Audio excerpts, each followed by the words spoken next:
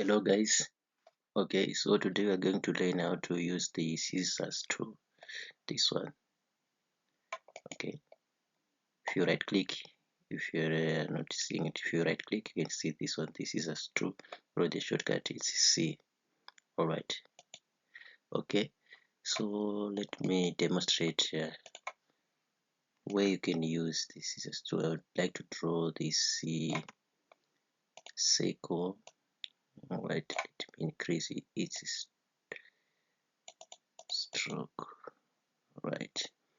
So the scissors tool can be used, let's say for example you want to cut this stroke into some parts. For example, right, let's say I come here and I click on the scissors tool. I'd like this part up to this part to have a different color. So with the scissors tool, if I click these 2 points, then this stroke is cut into 2. Okay, so let me put this one another color, let's say orange.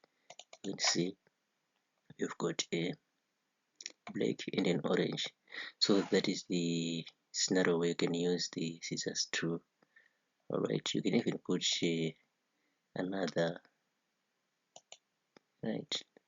If I put this point, I mean to say it will cut from this point to the last point here. You can put this color, a color, let's say the red color.